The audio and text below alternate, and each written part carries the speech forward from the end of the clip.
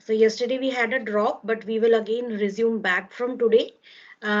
Yesterday, okay. Did you people visit Google Classrooms and download the exercises of tuples?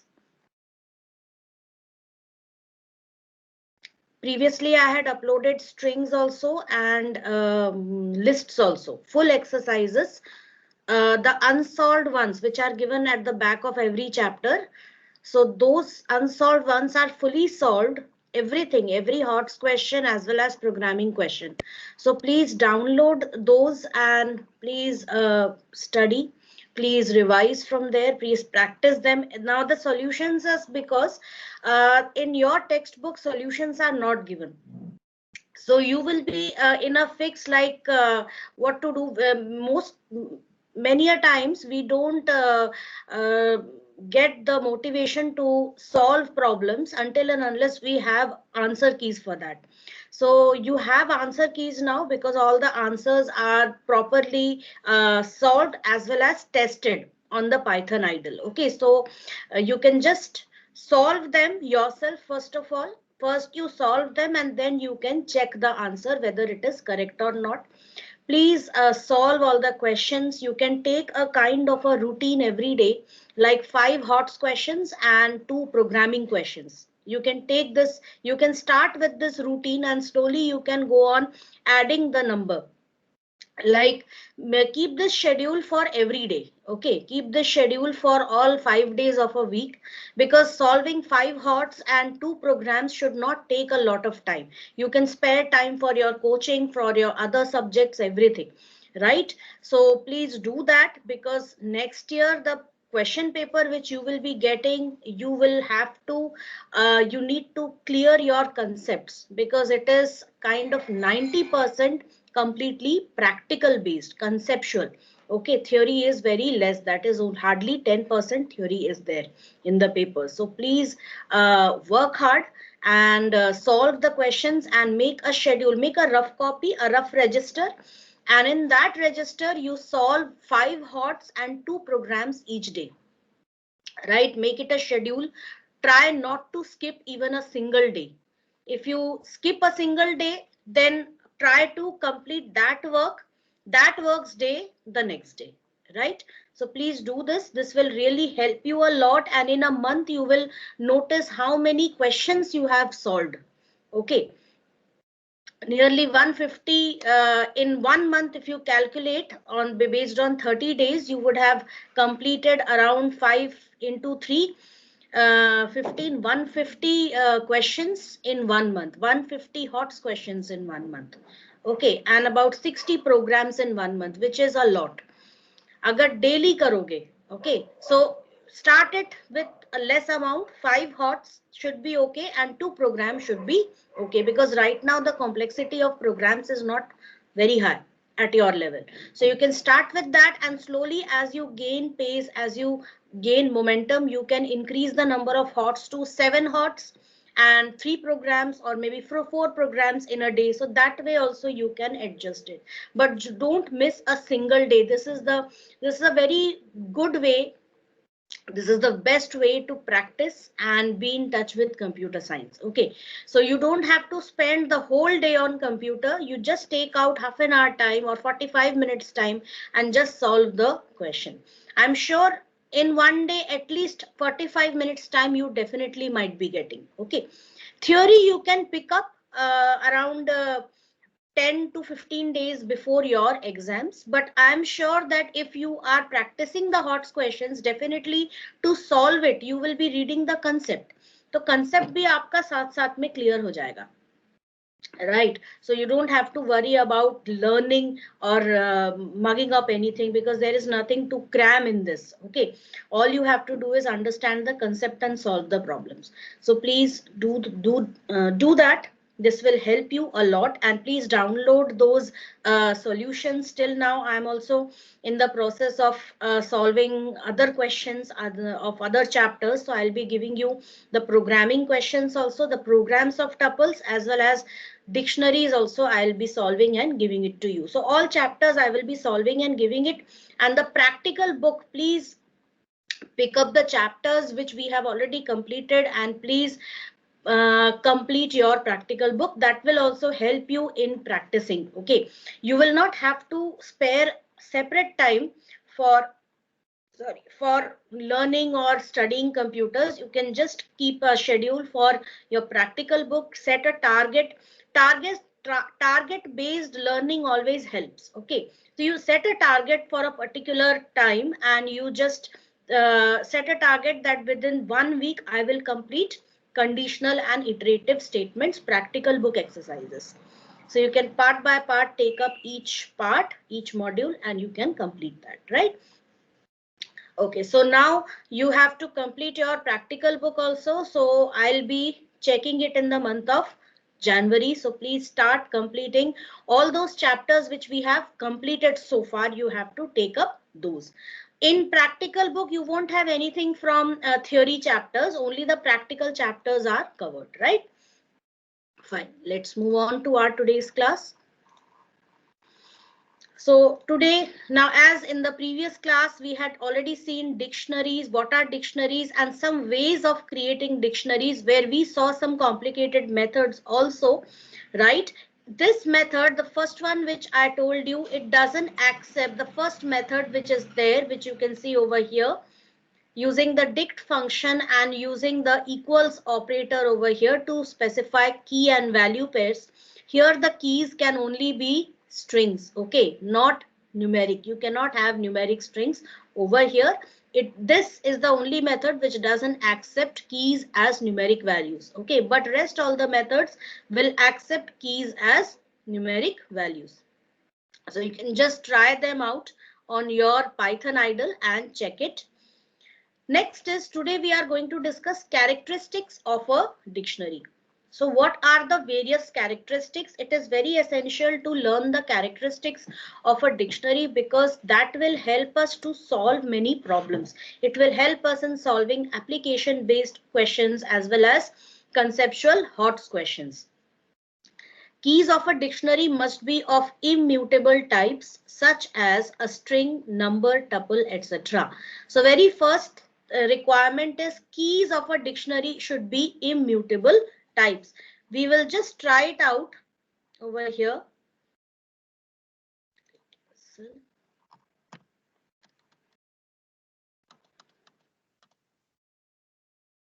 Just wait.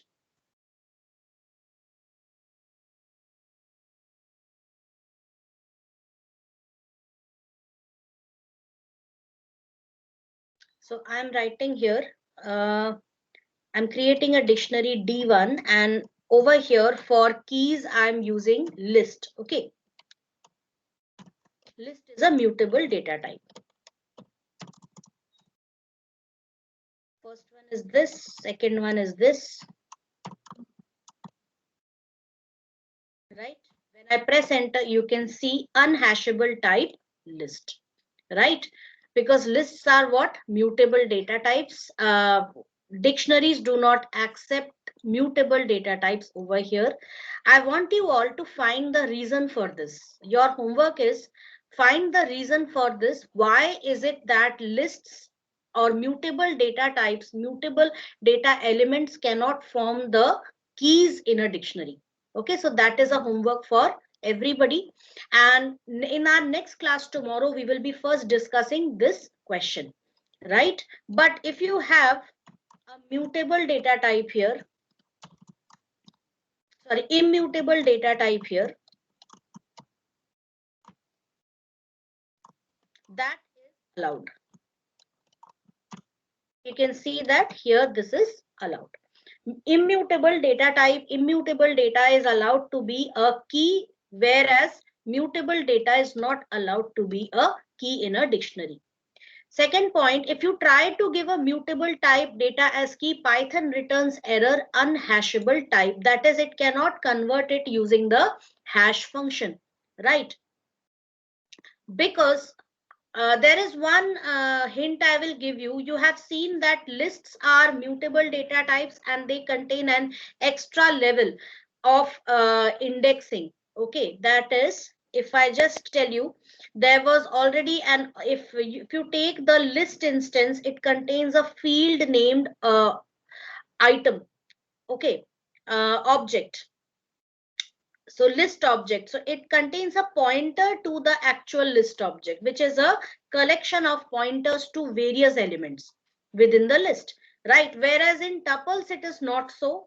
Already directly the object item field, it contains pointers or references to different types of objects which are elements within the tuple. Okay, so that could be one of the reasons, but I want a proper reason for that, so everybody is going to find out why it is so. Dictionary elements are unordered. There is no specific sequencing of the key value pairs. As I already explained earlier, there is no sequencing in dictionary elements. They are unordered many a times. Now, I had also told you that when you create a dictionary and specify the key value pairs in a specific order, it is not necessary that when it is displayed using the print statement, all the key value pairs would be displayed in the order in which you have given. For smaller dictionaries, we were seeing that we were getting quite that order, but many a times when the number of elements increases in a dictionary, that order changes. There are no positive or negative indices used, only keys. Hence, it is not a sequence. It is a mapping data type. Okay. Attempting to access a key which does not exist causes an error, that is key error. If a key does not exist in the dictionary, it will give you a key error. Like if I write here D1 and I try to write something like 45 as a key. When I press enter, it gives a key error, that is 45 is not there in the dictionary.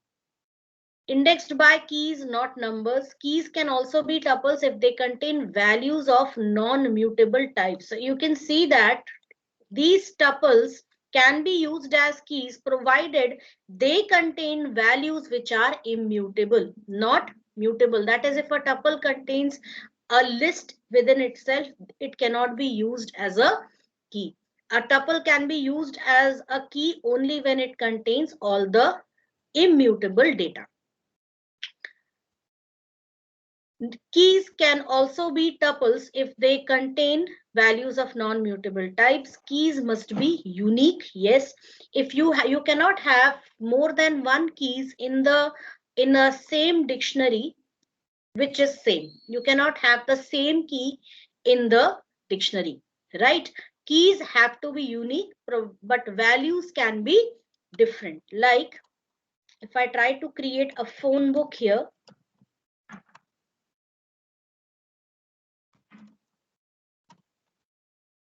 so I have given value like Amit.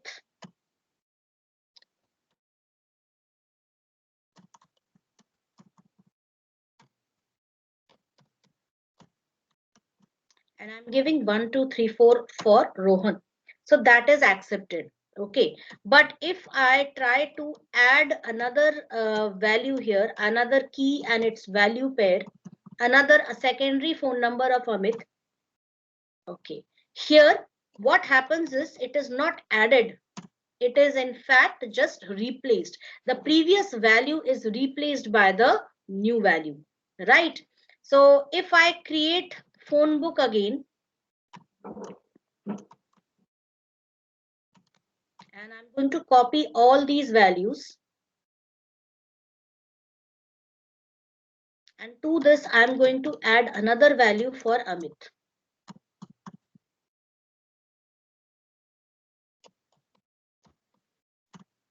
You can see that here there is only one element Amit and its latest value which was given, that is this value has been accepted as the value.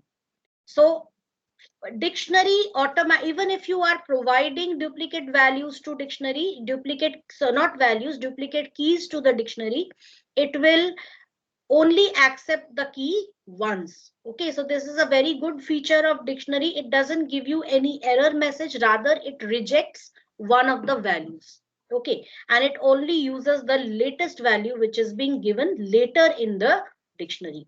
This was given first, so this is overwritten by this value, right? Internally stored as mappings. Yes, so I already told you how it is stored as a mapping. That is, there is a kind of a hash function which is used to convert keys into index values within an internal array which is used to store dictionary elements, okay, by Python, and this is handled internally by Python. Next is accessing elements within a dictionary. So we will be seeing this today, accessing elements. First is traversing a dictionary using for loop. We can only traverse elements of a dictionary using the for item. Just a sec, let me first clear this. Many a times it's not clear.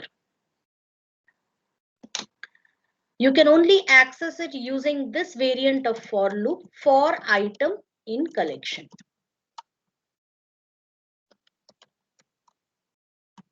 Right.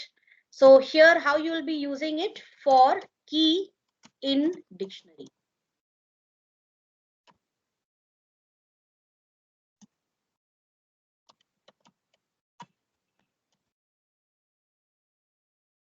For key in dictionary object, and you can use it as this. Print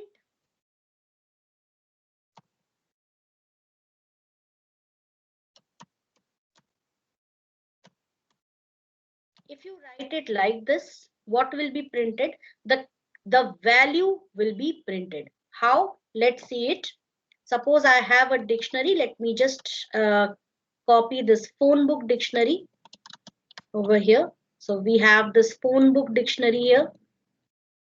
And now I'm going to write here for key in phone book. Now key is not a keyword, students. You can also, it is a user defined identifier, so you can change its name. You can also write for name in phone book, for contact in phone book. Okay, so any key, any identifier you can take in place of key. But why we are taking key? Because it is easy for us to understand that this is a dictionary which we are trying to traverse. Okay, so I am writing here phone book, which is the dictionary object and key. So I have written it like this, but I also, what will this program give me as an output? It will traverse every key. Okay, it will first start from here. The first key which it finds is what? Amit, right?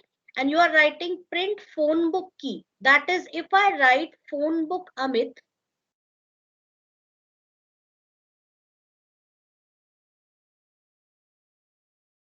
what should it give me? Tell me. If I write phone book Amit, what is the corresponding value for this key?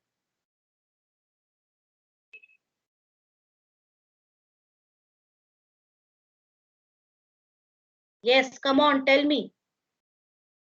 What is the corresponding value for this key, Amit?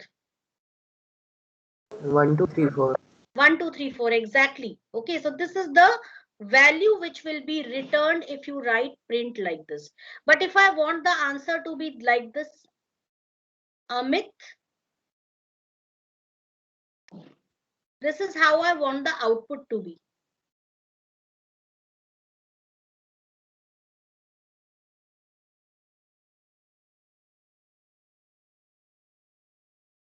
This is how I want the output. ऐसा output लाने के लिए क्या करना पड़ेगा?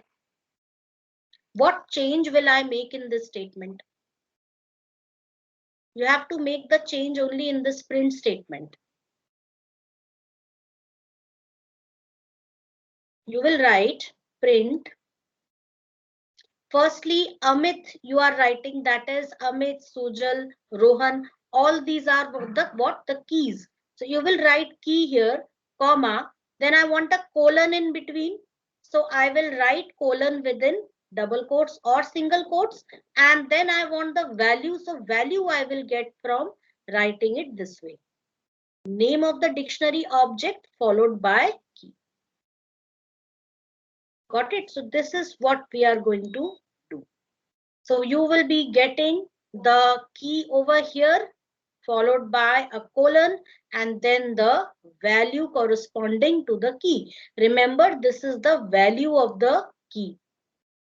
This is the key of the dictionary, right? So key and value pairs. This is how you will be printing the values, or you can print the values in any way you want. You want a dash in between, you can replace this by dash. Display is completely dependent on the programmer, how he wants to print the values, right? So this for loop is only going to access the keys, because keys are the only ways in which we are going to access dictionary elements. Okay, they just do the work of indices, just like we had indices in strings, list, tuples. Okay, and what was the task of indices? To access the elements. So here, to access the element, we actually, our element is what? It is the whole key value pair. So you will be using the key in order to access its value, right?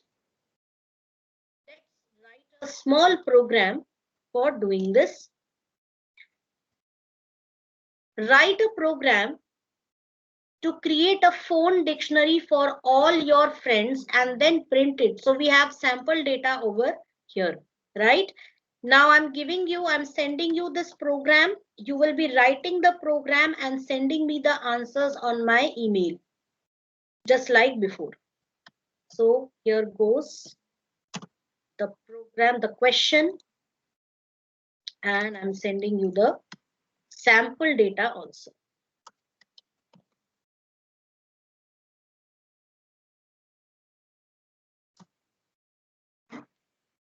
I hope you all have got the sample data. Just check your chat boxes and send it to me on, you already know where.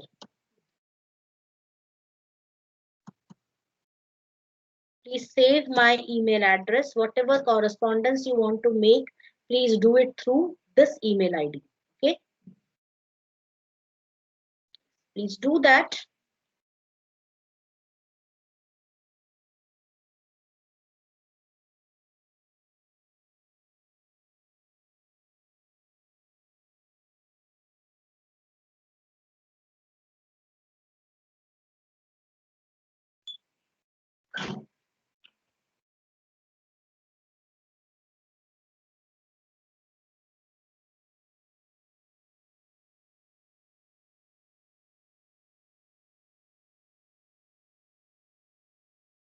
So you have to create a phone dictionary for your friends and print it. So right now you just create a dictionary using any of the methods which I have told you. Try experimenting it with the other methods, the zip key, the zip method, okay. Also the dict method, right? So use all the other methods which I have already told you. I'm going to paste those here also so that you are able to use them. Or you can use the simple method also. Like I said, first okay, I'll not send that. You can start off with the simplest method which I have told you. No need to get confused with so many methods. I'm not sending it. जो simple method है उसी से आप start करिए, dictionary बनाइए and access its elements using the method which I just told you.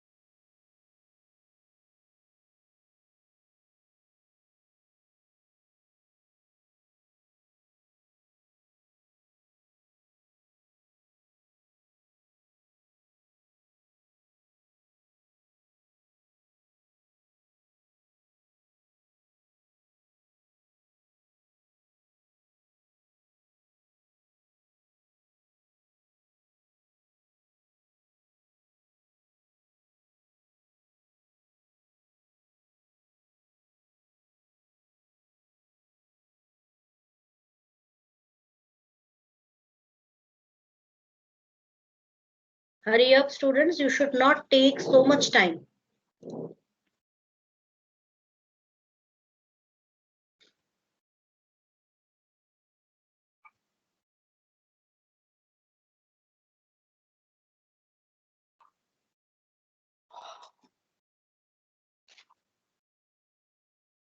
You can also take some names of your choice, right? This is just sample data I have given in case you are not able to think of any name. So you can use this sample data for that purpose.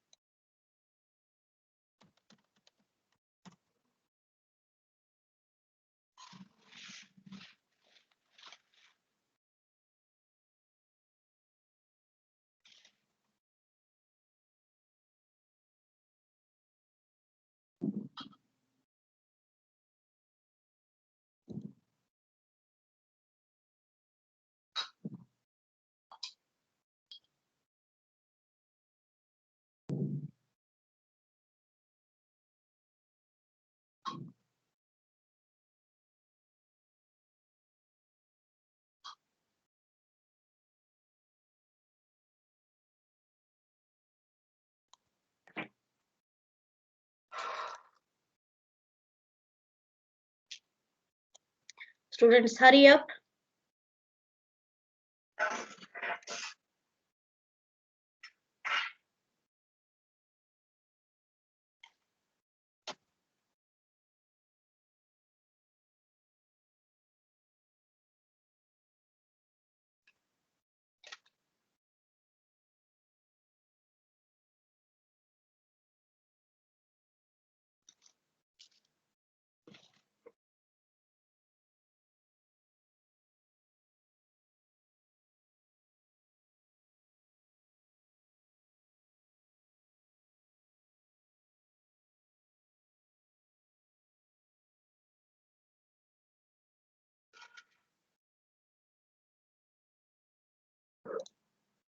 Okay, one answer I got. Very good, Shlok. Shlok used the zip method to create a dictionary. Very good. So I will show you this answer. Please don't post answers here, okay? Yes, Shlok, I got it. So one response I have got, I'm going to show that. Is there anybody? Please mail it to me, everyone, students.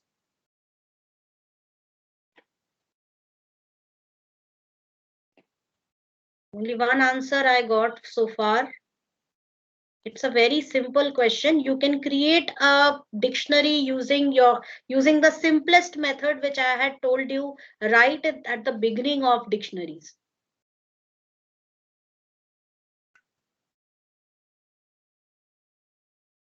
One more I got. Dhruv Chaudhary. These are the people. Yes, Dhruv also used the same method. Okay, he used some extra formatting. Dhruv, you don't need to provide key within brackets. Okay, it's not needed. Simply square brackets are sufficient. Phone book key in the print statement, you don't need to specify key within round brackets. Okay, you can take that out. Good, correct answer. So I'll show you their answers. Students, please look here. Okay. Firstly, Shlok's questions. You can see he has created.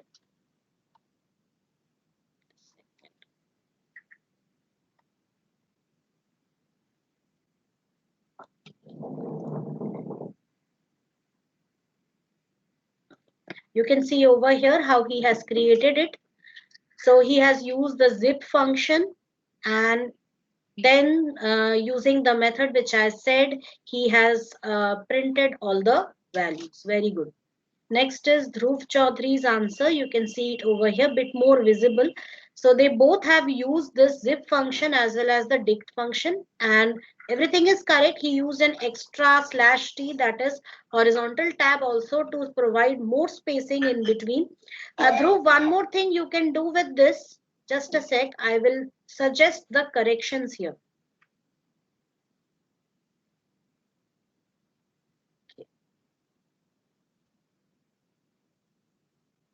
Just give me a moment. I will bring it here.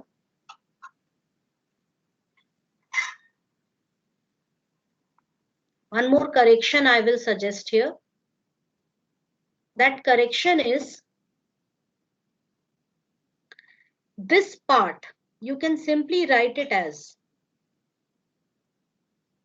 no need to put a comma in between and then write it as separate single quote values, because all three are static values. Okay, they are static prompts, so you can simply use them under one continuous chunk of string enclosed within single quotes, right?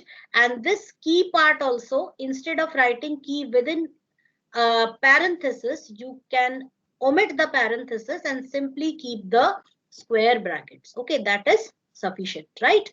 Otherwise, your program is absolutely correct.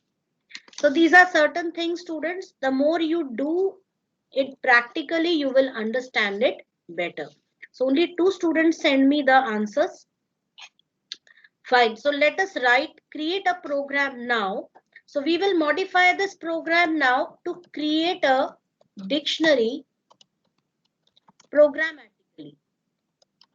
So we will be asking for the keys and the value pairs from the users, right? So for that, firstly, now what I want is, the idea is that the user is going to keep on entering the key value pairs till he wants to stop. So for that, what we are going to do is, we'll be using our same old method. That is, we will be using a variable like yes, and we will assign y to it, and till the time the user keeps on entering yes, the program is going to keep on accepting the data, right? So let's do that. Fine. So here, firstly, we are going to create a dictionary phone book using the dict function or dict method. And now we are going to ask for the values. So ANS equals Y. While the user's answer is yes, first accept name of the person. So I'm writing here P name. That is name of the person. Enter the name of contact. You can also take C name for contact name and the contact number. So phone number equals. Now phone number is something you don't need to perform any mathematical operations, and mostly because people have a mobile phone number, a cell phone number, which is usually 10 digits. So while printing, it might get printed in the form of this scientific notation. So it's better to accept phone number as a string only, because you don't need to perform any arithmetic operations on that. Enter the contact number of the person. So both the things are there. The person name is also there and the phone number is also there. Now we are going to add it to the phone book. So we have phone book here, and we are going to write phone book P name equals phone number, right? So P name will form the key within the dictionary and phone number will be the value.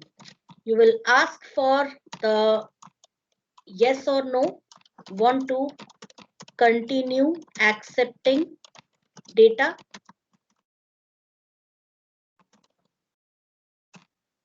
And till the time the user says yes, you are going to continue accepting data. This was accepting data. So here I'm just going to insert a comment line, accepting contact details, right? Now what I'll be doing is printing contact details. How do I print the contact details? So I'm going to first of all print a line here. Person. Then I'm going to give a slash t, a horizontal tab, then a colon, then again slash t, and after that I'm going to type here contact. This is my header row. Okay. Now let us take it this way, p name in phone book. Now you can see I'm not using the word key, the variable key here. Rather, I'm using the identifier p name because this will enable me to understand very well that what I'm trying to access in this phone book. I'm trying to access the person's name as the key and get its or extract its corresponding contact number, which is the value. So print firstly, now you can check the format here. I have first provided person, so I want person name over here. Then I want a slash t, then a colon, then again slash t, then the contact number. So I'm going to write p name here, comma, then slash t, Dhruv's method, and then we are going to write phone book p name. What is the difference between the two? This is only going to return the key. This is going to return the value corresponding to this key, right? Let's run the program and see. And we are going to use this sample data.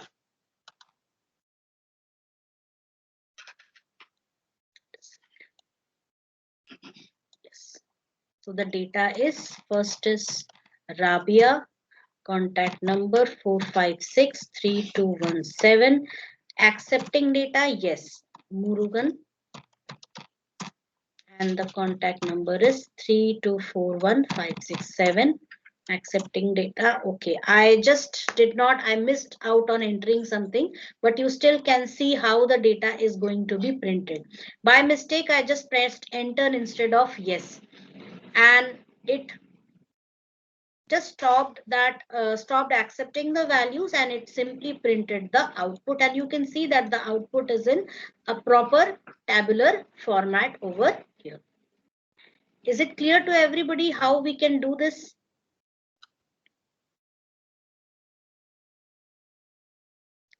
So this is how to create a phone book where we are accepting key value pairs from the user programmatically and also printing the contact information programmatically. So let me send this program to you.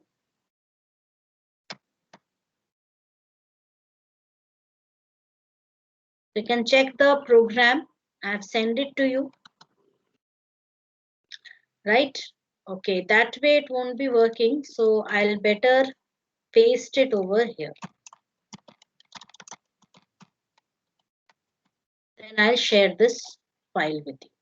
Next is accessing individual elements. So individual elements is how to access individual elements. Simply write like in this particular dictionary, if I want to access the phone number of Dilpreet, I will be writing it like this. Phone book.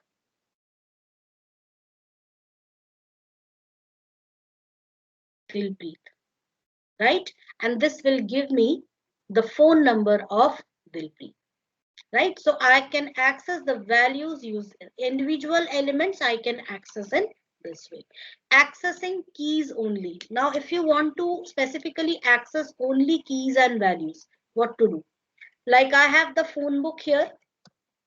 Now, when I enter phone book, there are two values over here, right? So when I write phone book dot keys, this keys method will return only the keys within the dictionary.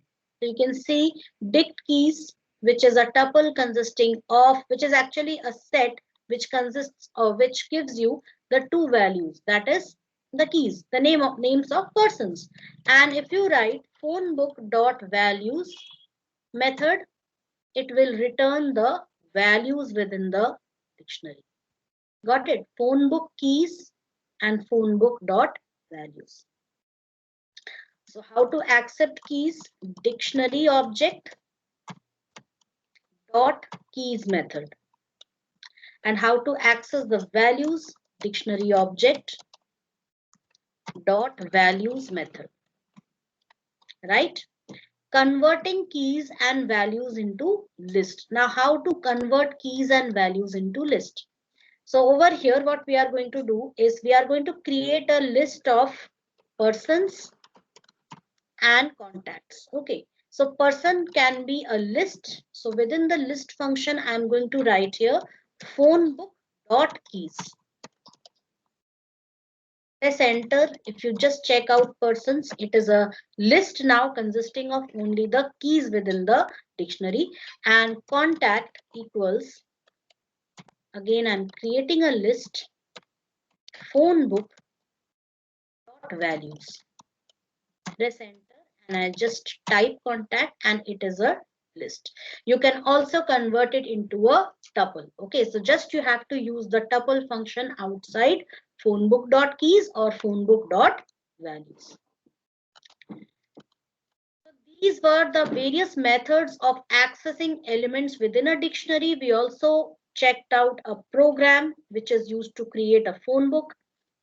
Now, next is adding elements to a dictionary. How do you add elements to a dictionary? So adding elements is a straightforward method which we were using earlier, and it is this method, that is just use the dictionary object followed by the key and the value which is there, right? So it is simple, that is use the dictionary object followed by the key provided within square brackets equals value, right? So this is the way in which you can add elements to dictionary. We don't have any append function over here. We don't have any extend function over here. This is the only way, this is the way through which you can add as well as update values. Okay, add भी इसी method से होगा. अगर ये की नहीं होगा आपके डिक्शनरी में तो वो ऐड हो जाएगा. If this key is not present in the dictionary, it will be added, and it updation will also take place through this method only. If the key exists in the dictionary, its old value will be replaced by the new value. So this is the method to add as well as update values within the dictionary. We'll see that. Like here we already have phone book, right? So now let me add another value to this phone book. What value can I add? So I'm going to add another value, Madhav's contact number over there. So what will I do? I will simply write phone book Madhav equals 1, 2, 3. Okay, this is also provided as a string. And enter. And now when you print phone book, you can see that it contains three elements. Okay, three key value pairs. But if I write here phone book Rabia equals something else. So now you will see that there is no new element added. The old value for Rabia, the key Rabia, it has been replaced by the new value. This was the old value. This is the new value. So this is the only method which is used to add as well as update existing elements into the dictionary. Next is nesting dictionaries. How to create dictionaries within dictionaries. So we'll understand this with a program. A dictionary contains. Okay, so time is up. We will see this nested dictionaries tomorrow, right? So I hope you understood today's class. Everything. Was everything clear to you all?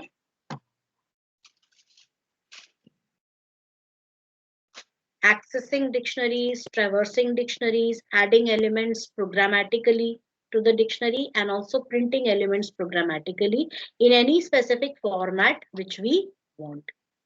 And we also learned that there is only one way of adding elements as well as updating elements in a dictionary. Okay, so is it clear to everybody? I guess everything is clear. Otherwise, I would have got a response over here. Anyways, if you have any questions regarding this, you can send me your questions. Thank you all.